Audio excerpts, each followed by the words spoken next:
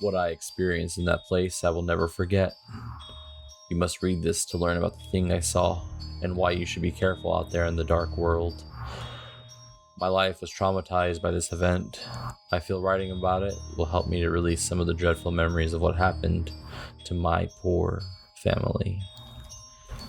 Back when I was younger, my family purchased a beautiful home in what seemed to be the middle of nowhere. It was cheap and only 5 miles away from my school, or so it said. It was marvelous. I can remember all those times I used to play down in the garden with my toys, and I was just thinking about how great life was. School was a drag, obviously, but the idea that this place was my playground was amazing.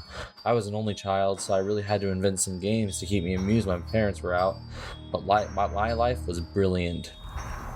Every day after school, I would come home, rush outside, and then go into my own world for hours. Life was amazing. However, there were two questions that started to bug me after a long while. The first one was that my parents never allowed me in their room, and they would always keep the door firmly shut. It never really bothered me at the start of living in this palace, but then I realized that the whole thing was, well, odd. The second question is this. There were fields that backed onto our back garden. These fields were full of wind turbines, lots of them. I didn't quite understand what they were back then. It was a while ago. Let's just say these turbines seemed to go on for miles. They made me feel very weak and vulnerable. They seemed to stare at you with their arms spinning round and round all day long. I was told never to go into those fields. It wasn't because of the turbines. Oh no. It was because of the figure that stood still in the distance all day and all night long. Who the heck was it? One day, my mom went into the town and she left me all alone in our labyrinth of a house. Let's just say that it was irresponsible. I was only 9 years old. My dad was at work, so he couldn't look after me. Anyway, I just accepted it as she drove off. I was very happy to be alone. I could play my own games in the house and no one would stop me. I was ecstatic. I pottered out the back garden and the turbines stared at me, inviting me into the fields where they worked and rested. I couldn't resist. No one was here to tell me off, so I could get away with it. I slowly walked across the garden, kicking any toys out of the way. My mind began to buzz and invent stories. I looked left to the right, and I turned around to see if anybody could see me. I proceeded towards the garden fence and into the field. I climbed over the fence with a struggle like an old man getting up from his seat. I wanted to get over the wooden fence, and I just looked up in awe at the sight of these things. Then I looked down, and I noticed the figure. They were very far away, but my parents knew something that I did not know about the thing. After checking if anyone was watching again, I began to walk across the fields. I kept my eye on the figure. I didn't feel too afraid as I continued to wander past the turbines, but I thought I should turn back. I didn't want to be in this field anymore, not because I was afraid this time. Usually I dislike the turbines. This time, I was bored. What was the point of it all? How did my parents know this thing was in a statue or something? They just assumed it was something bad to scare me from wandering off from the house. Every child should explore. It's part of growing up. I began to turn back, but as I did so, the sky suddenly turned dark. Very dark. A storm cloud must have arrived. Great. Now I was going to be soaking wet, and I would be caught out by my parents. I started to run back to the house. Something I didn't feel right. My whole body began to feel almost tingly, like an icy chill. I put it down to the cold weather that had just arrived. I ran back to the house and took a quick glance back at the field. That's when I noticed. The figure's head had moved. I thought nothing of it at the time, but as I ran back inside, I began to come to terms with what I just noticed. I ran up to my room and barged my door open. My bedroom looked out onto the fields, you see. I looked out the window and realized that it had moved. The figure was not looking at the house, but was now looking at the house. It must have always been like that, I thought. I spent the rest of the evening contemplating everything that had happened in that field. What was this thing? It had to be a person. Maybe they were stuck. If they were, though, wouldn't they be calling out for help? Surely they would. I went to bed that night feeling a little odd. Not afraid, just uneasy. The next day, my mom went out again, and she gave me the option to stay at home or go with her. Was I going to go with her? No, I was not. I stayed at home and went back to the fields with a feeling of dread in my stomach. I didn't know why. This person seemed lonely. I needed to ask them what they were doing. I plucked up some courage and I began walking.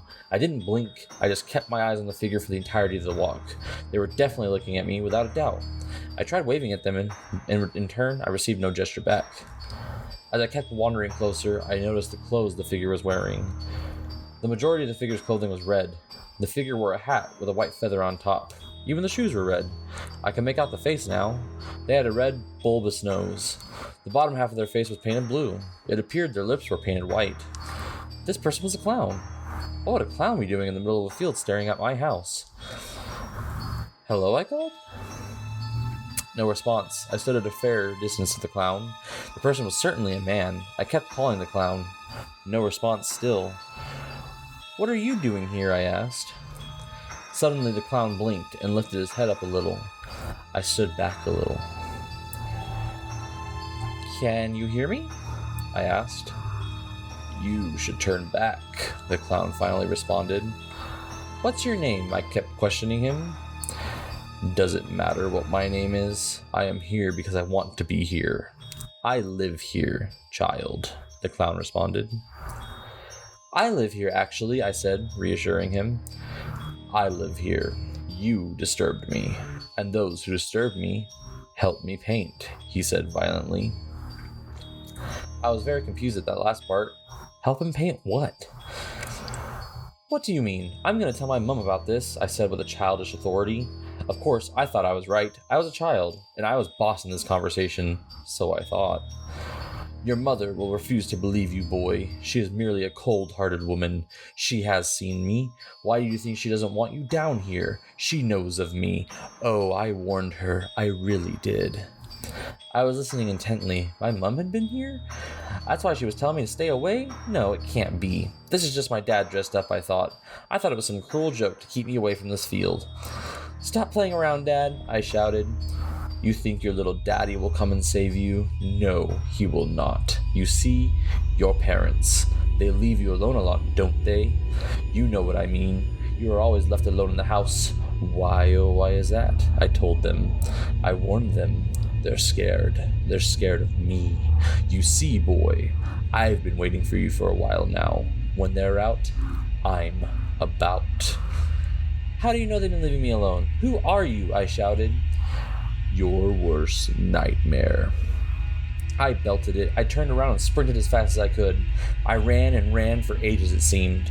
I looked behind me. He had gone. I charged back to the house. They weren't home. The sky was so dark. It was 7. Mom and Dad should be home soon, I thought. I burst into tears and went to the phone. The phone was smashed to pieces.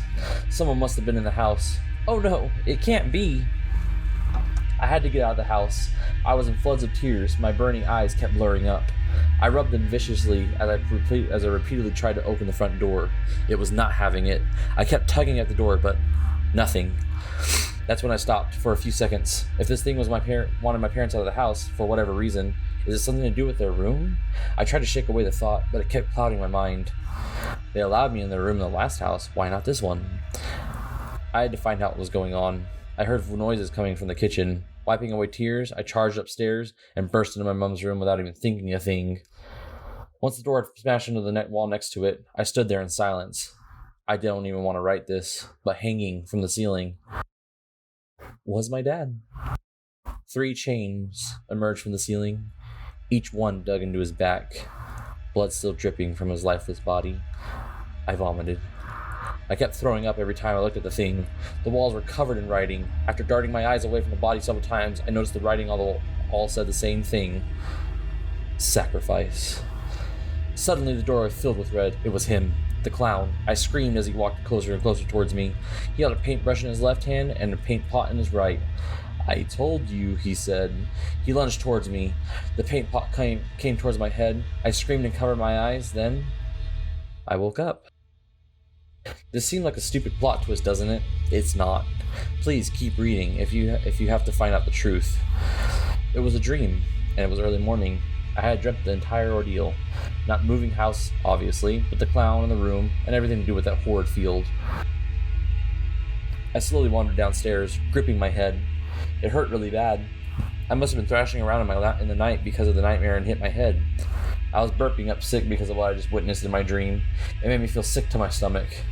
Maybe I was coming down with an illness. Not again. I called for my parents. No answer. They must be outside. I went to the back door, opened it, and hobbled outside. I called again, and still no answer. I wandered to the edge of the garden to see if they were in the fields. I saw something in the distance. I thought it was them. I called out, and the figure looked at me and waved. I was happy knowing that my parents were safe and sound, and that I was going to be all right. The Turbines weren't spending that morning. I spent the rest of the morning inside watching TV. I didn't bother looking out the window to see where they were. I was too involved in watching cartoons to even remember to check. By 4 p.m., they still had not returned to the house. I went outside to go looking for them, and that's when I stopped dead in the middle of the garden. One of the turbines was red. As I looked up at it, I screamed in horror. At the end of the two of the arms of the turbine, there were bodies spinning round and round. The figure in the distance began to wave at me again. Oh no, it couldn't be. That was no dream. I was concussed. The paint pot gave me the injury on my head. That's when I noticed the writing on the fence. The writing that wasn't there before. The very words that have made me suffer for countless years now. Thank you for helping me paint.